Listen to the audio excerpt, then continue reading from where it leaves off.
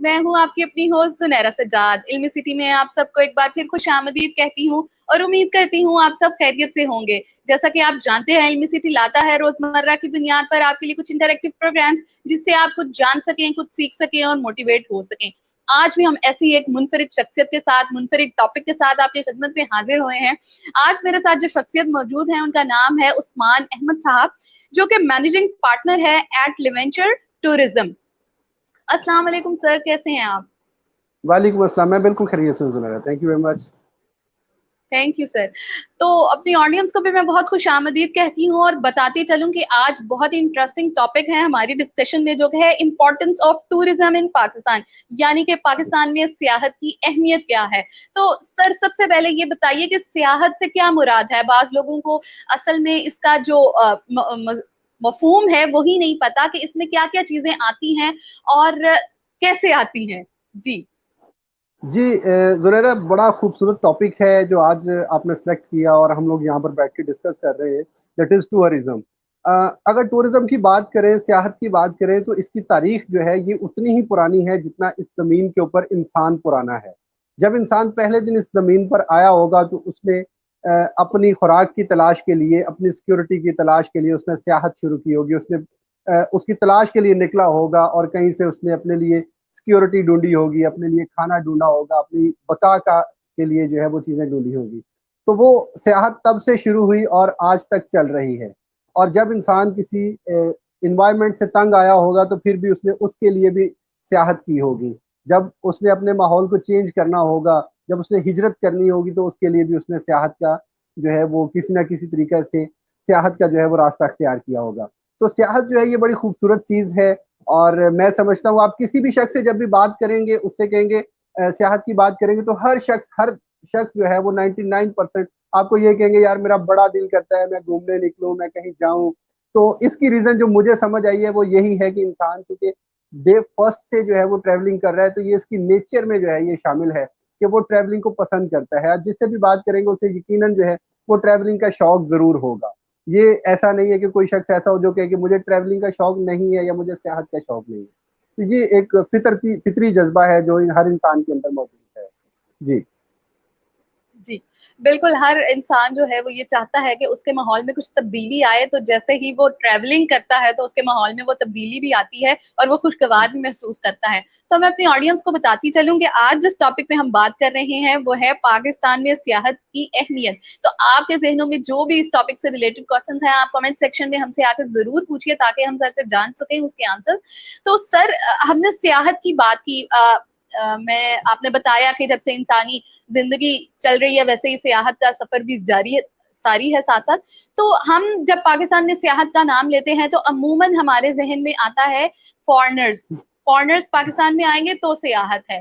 क्या सियाहत बिल्कुल। इससे हट के भी कुछ चीजें हैं? जी जी बिल्कुल, आपने जो है सवाल, मैं समझ रहा था कि एक और तरह से करेंगे, लेकिन बड़ा अच्छा सवाल आपने फिर भी कर दिया कि सियाहत हम समझते हैं कि शायद बाहर जाना है, किसी दूसरी मुल्क में जाना है, या कोई दूसरा शख्स हमारे मुल्क में आता है तो वही सियाहत है। हालांकि ऐसा नहीं है, सियाहत बहुत वाइडर सेंस में है। ठीक है, ये तो सवाल का एक हिस्सा है, दूसरा हिस्सा मैं इसके बाद शुरू करूंगा। इसमें सियाहत जो है, इसकी जब हम बात करते हैं, जब लाहौर की बात करें, मैं लाहौर में बैठा हुआ हूँ, तो मैं अपने दोस्तों से डिस्कस कर रहा था तो उन्हें भी शायद यही लगता था कि ट्रैवलिंग यही है कि जब हम किसी दूसरे शहर में जाएं। तो मैंने उनसे पूछा कि आपने अपना लाहौर देखा हुआ है, क्या इस शहर को आपने एक्सप्लोर किया हुआ है? तो उनका जवाब पहले जो है वो हाँ में था। फिर मैंने उनसे कुछ पॉइंट्स गिनवाए, मैंने कहा जी फलां फलां जगह को आपने देखा है? तो उन्होंने कहा नहीं, ये तो नहीं हमने देखा। और कई तो ऐसे थे कि लाहौर की जो बड़ी मशहूर जगह हैं, जैसे बादशाही मस्जिद है, शाही किला, कुछ लोगों ने उसको भी अंदर जाकर नहीं देखा था। बाहर से गुजरते हुए तो शायद देखा हो, लेकिन उन्होंने अंदर जाकर नहीं देखा। और उस दिन जब मैंने उनसे कुछ डिस्कस किया, मैं आपसे कुछ जगहों का अगर तज़किरा करूं, तो लाहौर में बहुत से खूबसूरत पॉइंट्स हैं, बहुत सी तारीखी जगह हैं। अगर मैं एक बात करूं, एक साइफन का पॉइंट है जो लाहौर की एक नुक्कड़ पे है, बड़ा खूबसूरत पॉइंट है। वो पॉइंट जो है जहां पर रावी का दरिया गुजर रहा है और उसके ऊपर से जो है उसके साथ ही जो है बीआरबी उसको क्रॉस कर रही है। जो बीआरबी नहर है जब रावी को क्रॉस कर रही होती है, तो रावी दरिया ऊपर से गुजर रहा होता है, नहर नीचे से गुजर रही होती है। उस पॉइंट को कहते हैं साइफन, और वो इतना खूबसूरत पॉइंट है। वहां पर एक बेड़ा भी है जहां पर बेड़े के जरिए आप जो है वो दरिया को क्रॉस करते हैं। वो पॉइंट जब मैंने अपने दोस्तों से डिस्कस किया तो उन्होंने कहा कि हमने तो ये नहीं देखा हुआ, तो मैंने कहा ये जगह है कि जो लाहौर के अंदर है, आप वन डे 3 से 4 घंटे के अंदर मतलब वहां पर जाके घूम फिर सकते हैं और बड़ा अच्छा मतलब आप एक छोटा सा टूर प्लान कर सकते हैं अपना। तो बड़ा वो लोगों के लिए एक इंटरेस्टिंग सी चीज थी कि यार ऐसा भी है लाहौर के अंदर। इसके अलावा मैंने तकरीबन जो मेरी रिसर्च है उसके मुताबिक तकरीबन 150 प्लस ऐसी प्लेसेस हैं जिनके बारे में जाना जा सकता है, जिनमें से किसी का ताल्लुक हिस्ट्री के साथ है, किसी का ताल्लुक मॉडर्न लाहौर के साथ है, किसी का ताल्लुक किसी ना किसी तरीके से लाहौर की पहचान के साथ है कि यहाँ पर एक बाग है जिसको बाग जिना कहा जाता है, उस बाग जिना की ऐसी हिस्ट्रिकल जो है इम्पोर्टेंस है। वहां पे आज भी आप जाते हैं तो आपको शाम का इतना खूबसूरत मंजर देखने को मिलता है कि इंसान अपनी सारी परेशानियां भूल कर एक दफा जो है वो उस मंजर में खो जाता है कि जब शाम के वक्त जब वहां पे परिंदों की चहचहाहट होती है, जब सुबह के वक्त मॉर्निंग के टाइम पे वहां पे होता है, वो इतना खूबसूरत मंजर होता है। लाहौर की पार्कें इतनी खूबसूरत है। तो इसी तरह हर जगह पे हैं और हमें अपने शहर को भी देखना चाहिए और अपने शहर से बाहर निकल कर भी इस चीज को देखना चाहिए। तो ये वाला जो चीज हम समझते हैं कि शायद जो है वो ट्रेवलिंग है कि हम बाहर जाकर करेंगे किसी दूसरे शहर में, किसी दूसरे मुल्क में, तो ऐसा नहीं है कि हमारे अपने शहर में भी है, हमें ये भी देखने चाहिए, हमारे अपने सूबे में भी है, हमारे साथ वाले सूबे में भी है, हमारे मुल्क के अंदर है, जो हमारा पूरा पाकिस्तान है इतना खूबसूरत है, इसको भी देखना चाहिए और इससे बाहर भी जाना चाहिए। जो दूसरे सवाल का हिस्सा जिसकी मैं बात कर रहा था, हमारे यहाँ जब ट्रेवलिंग की बात आती है तो दूसरा जो कॉन्सेप्ट आता है, जो रेगुलर ट्रेवलर्स होते हैं उनके लिए भी होता है। उन्हें लगता है कि शायद जो नॉर्दर्न एरिया है, जो शुमाली पाकिस्तान है, शुमाली इलाका जात है, जिसमें केपी के आ जाते हैं, जिसमें गिलगित बल्तिस्तान आ जाते हैं, जिसमें कश्मीर आ जाता है, लगता है कि शायद ये एरिया जो है वो ट्रेवलिंग के लिए है। हालांकि ऐसा नहीं है। आप ट्रेवलिंग राउंड द क्लॉक कर सकते हैं। हम रिसेंटली एक टूर लेकर गए थे जनूबी पंजाब में। जनूबी पंजाब में इतनी खूबसूरत जगह है। हम डीजी खान से थोड़ा सा आगे चले जाए तो जगह है फोर्ट मनरू। फोर्ट मनरू इतनी प्यारी जगह है, पहाड़ी इलाका है जी कोहे सुलेमान के अंदर।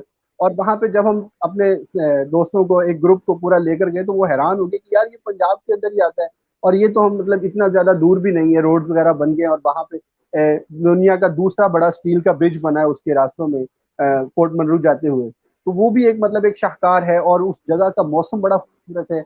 वो बहुत ही प्यारी जगह है। तो इसी तरह चोलिस्तान है, सहरा जो है, सहरा के अंदर एक जीप रैली होती है, वो एक बहुत बड़ा इवेंट होता है। हम वहां पर भी टूर अपना लेकर गए लास्ट टाइम।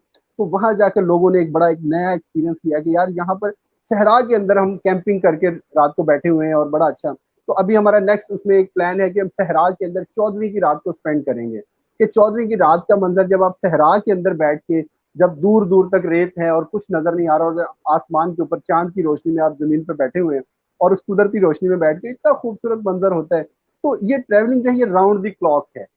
आपकी मतलब करीब करीब से जैसे आप पूरी दुनिया जो है आपके लिए ऐसी मतलब जैसे कहा गया है सीरू फिल अर्दी, कि जमीन की सैर करो, ये जमीन तुम्हारे लिए, इसकी सैर करो। तो ये एक बड़ा खूबसूरत जो है वो जो है वो ट्रैवलिंग का जो है टॉपिक है। तो हमें इसके लिए हर तरफ देखना चाहिए और घूमना फिरना चाहिए, जितना हमारी इस्तात है, जितना हमें मौका मिलता है, हमें वक्त इजाजत दे या जैसे भी हमारे हालात इजाजत दे, हमें ट्रैवलिंग करनी चाहिए।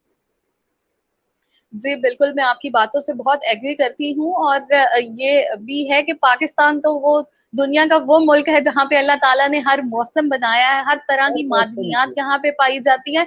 हम सिर्फ जो है पॉलिश नहीं करते हैं, हम उसको सर्च नहीं करते और हम जो है बाहर लोगों से या बाहर मुल्कों से अट्रैक्ट होते हैं, जबकि हर चीज अल्लाह ताला ने पाकिस्तान में मुहैया की है। और जनाब, यहाँ पे मैं बड़ी चूंकि प्यारी एक बात आर्ट है यहाँ। स्टूडेंट हूँ। जी जी, जी मैं यहाँ पर ऐड करना चाहूंगा कि अक्सर जो है मुल्क उनकी जो है इकोनॉमी का दारोमदार ही, क्योंकि दुनिया की बहुत बड़ी इंडस्ट्री है टूरिज्म। उन्होंने खुद से मतलब उसको चीजों को इस तरह से क्रिएट किया हुआ है, अपने टूरिज्म स्पॉट्स को क्रिएट किया हुआ है, मसनूई वाटरफॉल्स बनाई हुई है, मसनूई स्पॉट्स इस तरह से बनाए हुए। लेकिन पाकिस्तान के पास माशाल्लाह ये सारी चीजें कुदरती तौर पे अवेलेबल है। यहाँ की झीलें एग्जैक्टली। कुदरती हैं और खूबसूरत हैं, और वाटरफॉल्स यहाँ पे कुदरती बनी और इतनी कमाल की खूबसूरत वाटरफॉल्स हैं। बहुत खूबसूरत जगह है जी। अभी बिल्कुल, मैं अब बता रही थी कि मैं एक आर्ट स्टूडेंट हूँ, तो उसमें हम जब डिफरेंट एस्पेक्ट्स पढ़ते हैं आर्ट के, तो वहां पर हम ये भी पढ़ते हैं कि जो मादनियाँ जिसको बोला जाता है, उसमें जब हम आर्ट हिस्टोरियंस जब यहाँ के सर्च करते हैं, अनफॉर्चुनेटली हम अपने मुल्क के जो आर्ट हिस्टोरियंस हैं उनको सर्च करने की बजाय बाहर के लोगों को परमिट कर देते हैं कि वो यहाँ से आके सर्च करें और हमारी जमीन में सही चीजें जो हमारे पास इस वक्त खजाने के तौर पर मौजूद हैं वो निकाल के बाहर ले जाएं। यहाँ पे मैं अपनी नॉलेज ऐड करती चलूँ, सॉरी सर आपकी जो है टाइम में थोड़ा सा ले रही हूँ, कि दुनिया का जो सबसे पुराना स्कल है, सबसे बड़ा स्कल है, वो पाकिस्तान में पाया गया। इसके अलावा भी बुद्धिज्म से रिलेटेड और भी बहुत सारे रिलीजन से रिलेटेड चीजें पाकिस्तान में से मिलती हैं। और सर जी बिल्कुल। मेरे देखने में कुछ आया, वॉल्ट सिटी में कुछ ऐसे अमेंडमेंट्स हुई जहां पे लोगों के लिए उन्होंने कुछ रिक्शास का इंतजाम किया, कुछ जी टूरिस्ट बिल्कुल। गाइड्स का इंतजाम किया। इस बारे में थोड़ा सा बताएं, क्योंकि मैं विजिट कर चुकी हूँ और मैंने देखा कि बहुत अच्छे तरीके से वो हमें बताते हैं। मैं इस जी जी। लाहौर शहर में रह के, और मेरी कुछ तो फैमिली भी वहां से बिलोंग करती है, तो मैं उन जगहों पे नहीं गई थी, मैंने उन जगहों को नहीं देखा था, और जो मैं उन टूरिस्ट के साथ, टूरिज्म वालों ने जो टूरिस्ट हायर किए हैं उनके साथ गई और उन्होंने बताया। तो आप थोड़ा सा लोगों को बताएंगे कि कैसे उन तक अप्रोच कर सकते हैं और अपने अपने शहर को ही देख सकते हैं उनके साथ। जी जी। बड़ा खूबसूरत आपने मतलब जिस जगह की तरफ तवज्जो दिलाई, वर्ल्ड सिटी ऑफ लाहौर, जो है, जो अंदरून शहर जिसको कहते हैं, जो पुराना शहर है। बिल्कुल लाहौर शहर की तारीख बड़ी पुरानी है। एक वक्त था कि लाहौर इतना छोटा सा था कि बादशाह ने उसके गिर्द जो है वो दीवार बनाई और दीवार बनाकर उसमें 12 दरवाजे छोड़ दिए, और शहर लाहौर उसके अंदर था, उसके बाहर कुछ नहीं था। वो असल अंदरून का शहर जिसको कहते हैं, उसकी छोटी छोटी तंग गलियां और उसके अंदर की हवेलियां, उसके अंदर की जो मस्जिदें हैं, उसके अंदर के जो हमाम है एक बना हुआ है बड़ा खूबसूरत सा देहली गेट के अंदर, उसके वो दरवाजे, सारी चीजें बड़ी खूबसूरत है। इसके 12 दरवाजे जो थे ये रात को मगरिब के टाइम पे बंद हो जाया करते थे। उसके बाद किसी को बिल्कुल एंट्री और एग्जिट की जरूरत नहीं होती थी। आज रिसेंटली हम बात कर रहे हैं, हुजूर दादा गंज बख्श का उर्स चल रहा है, वो जब लाहौर में एंटर हुए तो उस वक्त लाहौर बंद हो चुका था, उसके दरवाजे बंद हो चुके थे। तो उन्होंने जो है उस्मान बिन अल हजवेर जो है, उन्होंने बाटी दरवाजे के बाहर जो है अपना डेरा लगा लिया, और आज भी उनका मजार जो है वो दरवाजे के बाहर है। उनको उस वक्त शहर में एंट्री नहीं थी। और आज जो है चूंकि लाहौर फैला हुआ है, इतना ज्यादा फैला हुआ है कि आप देखें तो इसको जो है वो आप सारा दिन अगर जो है ना इसके अंदर ट्रैवलिंग करते रहे तो लाहौर शहर खत्म नहीं होता। इतना बड़ा मतलब इस वक्त शहर हो चुका है।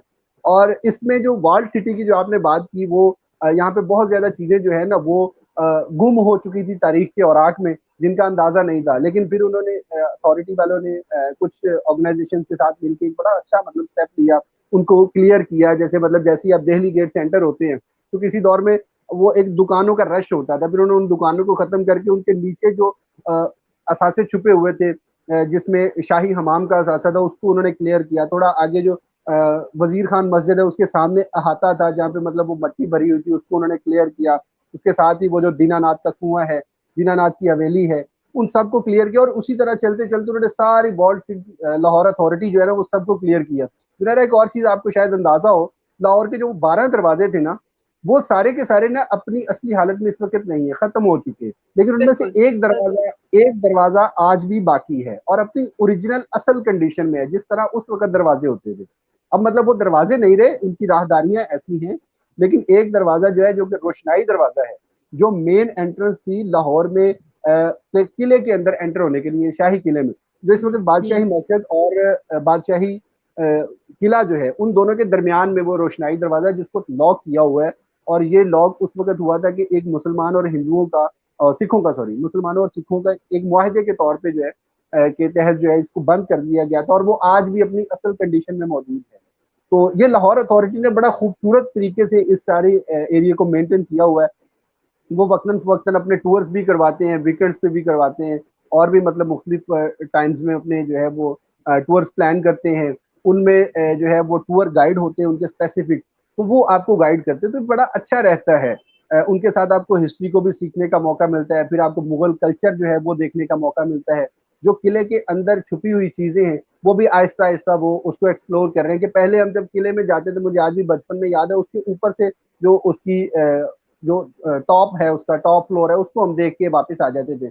लेकिन फिर एक दिन ख्याल आया कि यार ये इतना जो टॉप है इसके नीचे भी तो कुछ है ना। हम हाइट पे चलते हुए तकरीबन 3 मंजिला ऊपर जो है वो 3 मंजिल से भी ऊपर जो है वो ट्रेवल करते हैं ऊपर चलते हुए, तो क्या नीचे इसके क्या है। तो फिर हमने एक्सप्लोर किया, तो एक दफा बड़ी मुश्किल से हमने वो जो है ना नीचे उसके गए, तो बड़ा गंदा सा मतलब वो जगह थी और बड़ी सुरंगें सी बनी हुई थी।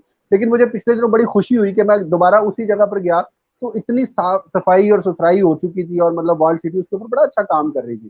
तो मैंने जो है ना उसको बड़ा एंजॉय किया। तो मैं तो मतलब सब लोगों से यही कहता हूँ कि वक्त में जब भी मौका मिले जरूर जो है ना अपना वीकेंड स्पेंड करने के लिए, बजाय इसके कि आप किसी होटल में एक अच्छा खाना खाने के लिए जाते हैं तो वहां पे भी तो 1500-2000 रुपये पर हेड आप लगा। तो अगर यही 1000-1200 रुपया आप जो है वो थोड़ा सा स्पेंड करें और जो है ना टूरिज्म करें और इन नई चीजों के बारे में जाने, तो आप बड़ा अच्छा उससे जो है ना वो फील करेंगे। क्योंकि खाने की भूख तो 4 घंटे बाद फिर लग जाती है, लेकिन जो टूरिज्म का चस्का है ना, ये सारी जिंदगी खत्म नहीं होगा इंशाल्लाह।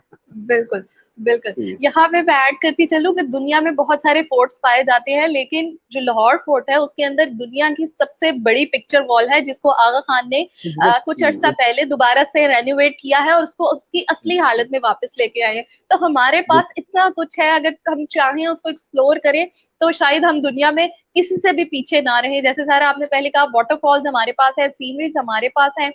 और कुछ दिन पहले मेरा हजारा मोटरवे से गुजर हुआ।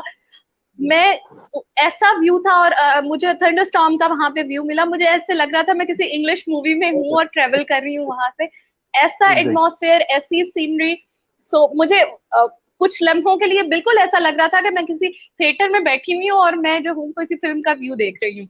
सो बिल्कुल। यहाँ पे मैं थोड़ा सा रिक्वेस्ट करना चाहूंगी इस प्लेटफॉर्म से, कि जो लोग अपने कल्चर को खराब करते हैं, अपने जो हमारे पास चीजें इस वक्त खजाने के तौर पे मौजूद हैं, उन पे लिख दिया, उन पे कचरा फेंक दिया, उन पे पान की पीक फेंक दी। आप लोगों से मेरी रिक्वेस्ट है, इल्तिजा है कि प्लीज ऐसा मत करें। ये हमारे पास बहुत कीमती असासा है। सो कई ममालिक में ऐसा एक भी चीज मौजूद नहीं है, हमारे पास तो भरमार है इन चीजों की। सर, ये जो सिख टूरिज्म है, हम लोग इसको बेटरमेंट की तरफ लेके आ रहे हैं और इसके लिए काफी मंसूबे भी बनाए और काफी डेवलपमेंट भी हुई। आप इसको क्या देखते हैं? क्या ये बेहतरी है? और इसको प्रमोट करना कैसा है फ्यूचर में पाकिस्तान के लिए? देखिए जरा, ये बड़ा खूबसूरत क्वेश्चन है। इसको मैं टूरिज्म जो है इसकी बहुत सी टाइप्स होती हैं। मतलब टूरिज्म से मुराद ये बिल्कुल। नहीं कि सिंपल टूरिज्म, टूरिज्म की टाइप्स बहुत ज्यादा। इसमें एक टाइप है रिलीजियस टूरिज्म, ठीक है, जिसको जी मजहबी टूरिज्म कहा जाता है। और पाकिस्तान जो है ये सिखिज्म का हब है। आपको याद हो इमरान खान साहब जो प्राइम मिनिस्टर, उन्होंने एक जुमला बोला था। उन्होंने कहा था कि जो सिख जो हैं इनके लिए पाकिस्तान जो ये मक्का और मदीना की हैसियत रखते हैं। ठीक है, जैसे बिल्कुल। उन्होंने एक मिसाल के तौर पे जो उनका जुमला था, उन्होंने कहा था कि जब उन्होंने राहदारी का इफ्तिताह किया तो उन्होंने कहा कि मुसलमान अगर मदीना से 4 किलोमीटर दूर हो और उन्हें वहां पर जाने की इजाजत ना हो, लेकिन फिर उनको इजाजत मिल जाए और वो जो खुशी मुसलमानों के चेहरों पे होगी, आज मैं वो सिखों के चेहरों पे देख रहा हूँ। तो ये बड़ी इसकी हिस्ट्री है। मैं आपको बताऊं तो कि जो इनके पेशवा हैं गुरु नानक, उनकी जो बर्थ प्लेस है वो पाकिस्तान के शहर पंजाब के एक शहर ननकाना के अंदर है। वहां पे जो जी गुरुद्वारा बना जी हुआ जी। है वो उस सेम प्लेस पर है जहाँ पे जो है वो जिसके बारे में कहा जाता है कि गुरु नानक की पैदाइश उसी जगह पर हुई थी। और जब उनकी डेथ होती है उस वक्त वो करतारपुर में मौजूद होते हैं। और करतारपुर गुरुद्वारा जो है ये वो वाली जगह है जहाँ पर उनकी समाधि थी और उसके साथ ही उनका मजार भी है। और ये बड़ी इंटरेस्टिंग हम्म। स्टोरी है मुसलमानों के लिए जो लोग नहीं जानते कि गुरु नानक को जब इनकी डेथ हुई थी तो मुसलमान भी उतना ही ओन कर रहे थे और सिख भी सिख तो उस वक्त खैर सिखिज्म तो था ही नहीं, हिंदू भी ओन कर रहे थे। हिंदू कहते थे ये हमारा है, हमने इसको जो है जलाना है। मुसलमान कहते थे नहीं ये हमारा है, हमने इसको जो है वो दफनाना है। और एट द एंड हुआ ये था, तारीख बताती है कि उनकी मैयत गायब हो गई थी और उसकी जो चादर थी उनके ऊपर डली हुई वो और उसका जो फूल थे उसके दो हिस्से करके मुसलमानों ने दफना भी दी थी और उन्होंने उसको जला भी दिया था।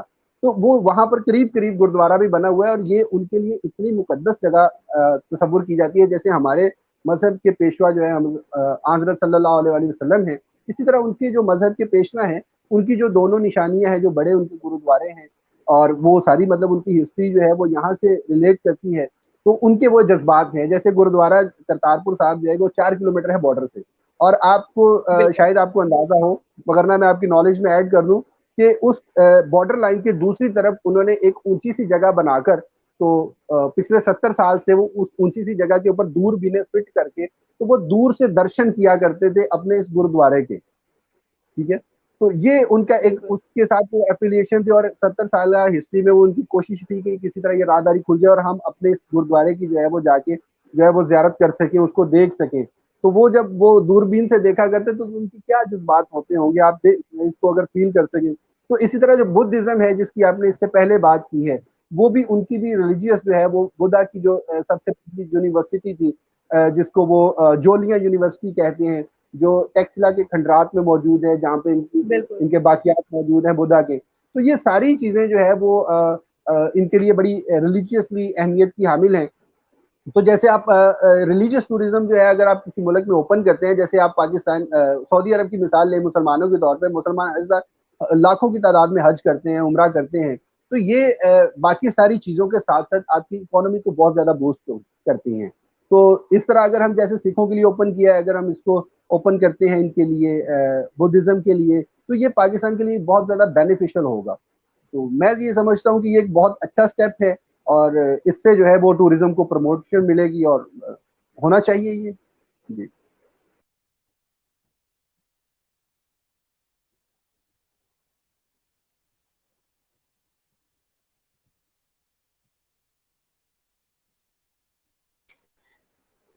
जी सर, आपको मेरी आवाज आ रही है?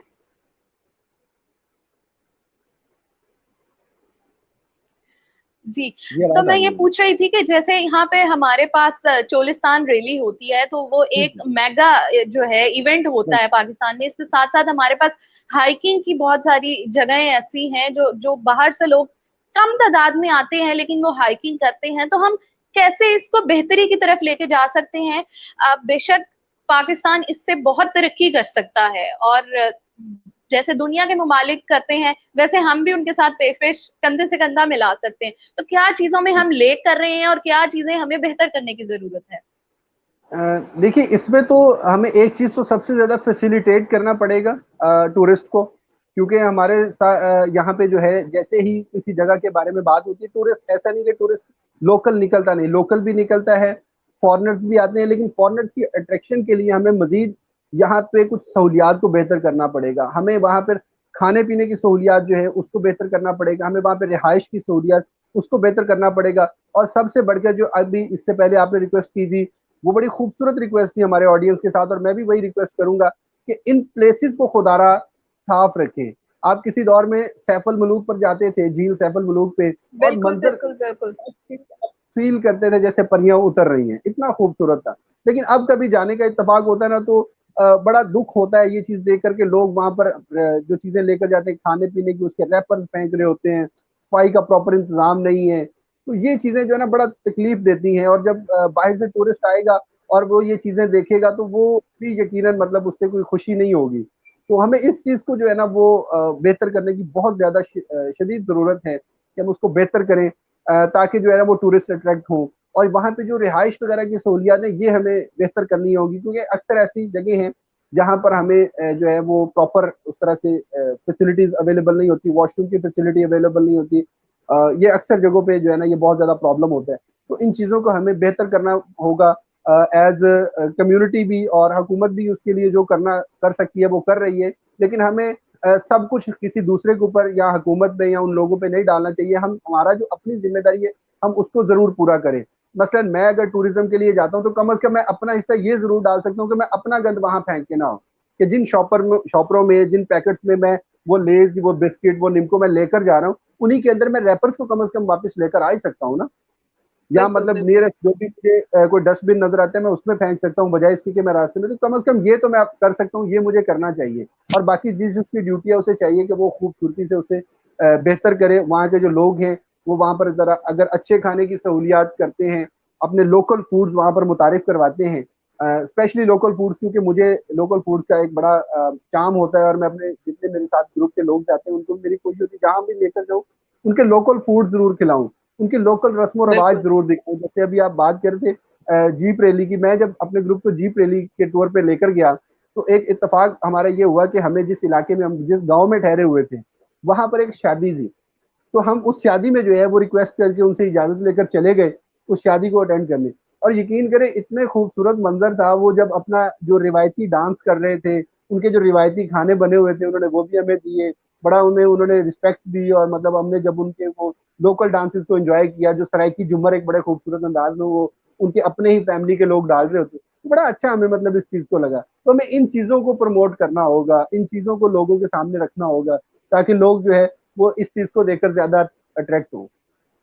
जी बिल्कुल। हम इटसेल्फ कल्चर्स में इतने इनरिच हैं कि हमारे हर खित्ते का कल्चर दूसरे एग्जैक्टली, खित्ते से मुख्तलिफ है। बिल्कुल खाने बिल्कुल। मुख्तलिफ हैं, ट्रेडिशंस मुख्तलिफ हैं। अगरचे हम सिर्फ अपने कल्चर्स को लेके ही टूरिज्म को जो है बढ़ावा दें तो हम बहुत तरक्की कर सकते हैं। जी बिल्कुल। अगर जैसे आपने थोड़ा सा जिक्र किया, कैलाश का एक ट्रेडिशन है, वो जी जी जी। इटसेल्फ इतना अलग और कलरफुल ट्रेडिशन है। इसके साथ हम स्कर्दू को देखें तो जहाँ जब वहां पे पोलो होती है तो क्या जी मंजर जी। होता है, वो एक एक मेगा इवेंट रखता है। तो जी सर, बिल्कुल। फिर वही बात, हम पर्सनल लेवल पे भी अपने पाकिस्तान को प्रमोट कर सकते हैं। मैं यहाँ पे नाम जरूर लेना चाहूंगी, हम टिकटॉक को बुरा जरूर कहते हैं हर रोज, ये हो गया ये हो गया, मेरे हम नाम ही आप कह लें, जुनैर कंबो साहब हैं, वो कोई टूरिज्म से रिलेटेड है, आई डोंट नो अगर आपने देखा हो। तो वो मुख्तलिफ जगह पे जाते हैं और पाकिस्तान की हसीन नजारे वहां पर जब हमें दिखाते हैं, तो वो तो अपना किरदार अदा कर रहे हैं ना अपने बिहाफ पे। जी तो हम बिल्कुल। सबको भी चाहिए कि हम जो है बेहतर पाकिस्तान दिखाएं, जबकि हम ये टेररिस्ट और ये हमारा पाकिस्तान ये नहीं है। हम इट सेल्फ जी बहुत बिल्कुल। अच्छे और खुश इखलाक लोग हैं। हम लोग अपनी अखलाकियात क्यों सोशल मीडिया पे स्प्रेड नहीं करते? तो सर, टाइम चूंकि हमारे पास बहुत मुख्तसर है, तो अब मैं लास्ट क्वेश्चन आपसे ये पूछूंगी, जो ये सी पैक का मंसूबा बन रहा है, जी इससे जी। हम क्या फायदे उठा सकते हैं और ये क्या बेहतरियां लाएगा इंशाल्लाह पाकिस्तान में? जी, सीपेक बड़ा अच्छा रूट है जिसमें मतलब जो है वो चाइनीज स्पेशली उनके लिए है, और उसके अलावा भी जो दूसरे फॉरेनर्स हैं, ये एक ट्रेड का रास्ता खोल रहा है कि इसके थ्रू जो है वो ट्रेडर्स तो आएगा ही, लेकिन ट्रेडर के साथ साथ जब ये सारी सहूलत बनेगी तो हम ऑब्वियसली जो है वो टूरिस्ट भी अट्रैक्ट होगा। अब जैसे मैं आपको एक दूसरी मिसाल दूं, अभी रिसेंट जो मैं टूर करके आया हूँ, उस टूर में हमारे जो डेस्टिनेशन थी दैट वाज फोर्ट मनरू, जियारत जियारत residency, Quaid Azam and Quetta.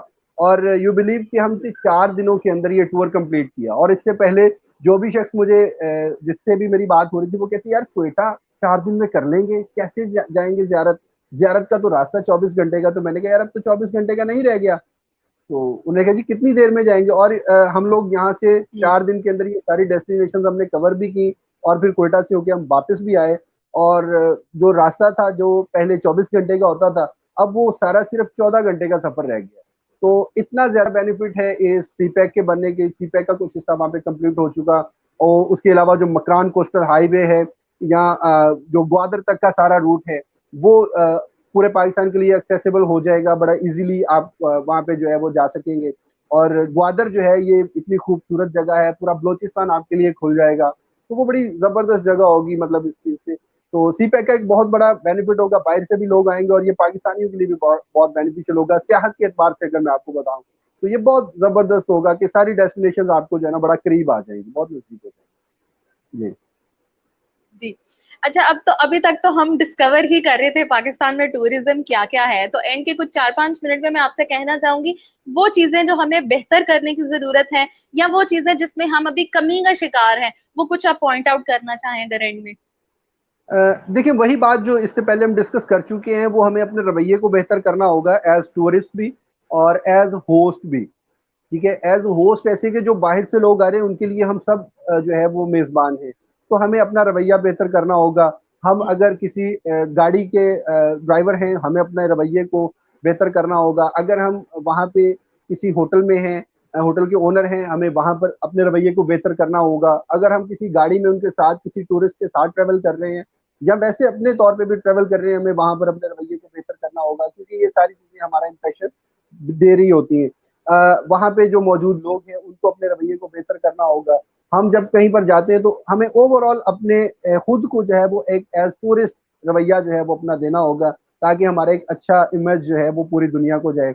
और हम सोशल मीडिया सब लोग यूज करते हैं, इस सोशल मीडिया का अच्छा इस्तेमाल करना पड़ेगा। जैसे आपने बताया कि जो जहां पर जाता है उसकी पॉजिटिव चीजें जो है उसको एक्सप्लोर करके, तो वो जो एक टिकटॉकर है वो दिखाते। तो इसी तरह जहां पर भी आप टूरिज्म के लिए जाएं तो वहां का एक अच्छा इमेज आपकी जिम्मेदारी है कि आप उन लोगों तक पहुंचाए जो वहां तक नहीं गए, या जो आपके जानने वाले हैं उन तक वो पैगाम पहुंचना चाहिए। एक अच्छे मैसेज, एक अच्छा मैसेज जाना चाहिए।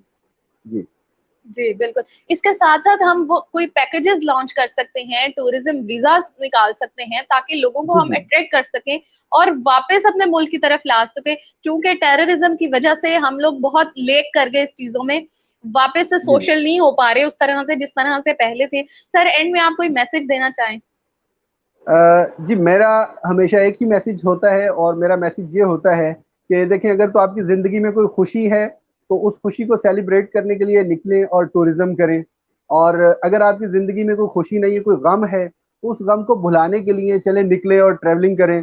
और अगर आपकी जिंदगी में कोई खुशी नहीं है, कोई गम नहीं है, कुछ नहीं चल रहा, तो फिर चले कुछ एडवेंचर करते हैं और ट्रैवलिंग करते हैं। तो कोई भी सूरत हो तो उसमें बिल्कुल ट्रैवलिंग करें। जी जी। सर साथ ही साथ मैं आपसे रिक्वेस्ट करूंगी कि हम इसी टॉपिक को लेके एक प्रोग्राम और करें ताकि हम अपनी लोगों तक मजीद मालूमात जो है शेयर कर सके। And thank you very much, इतना अच्छा और फ्रूटफुल ये सेशन रहा। एटलीस्ट मैंने तो बहुत ज्यादा इंजॉय किया।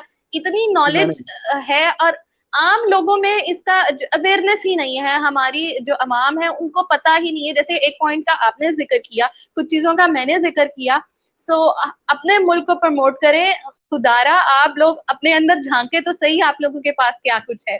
तो इंशाल्लाह हम भी दुनिया के उन बेहतर ममालिक में से एक ममालिक बन सकते हैं जिसका हम ख्वाब देखते हैं। सो एंड में मैं अपनी ऑडियंस का बहुत शुक्रिया अदा करती हूँ। सर आपका फिर एक बार बहुत शुक्रिया। इंशाल्लाह फिर मिलेंगे किसी नए प्रोग्राम में किसी नए टॉपिक के साथ। तब तक के लिए हंसते रहिए, मुस्कुराते रहिए, दूसरों में खुशियां बांटते रहिए। पाकिस्तान जिंदाबाद। अल्लाह हाफिज। Thank you.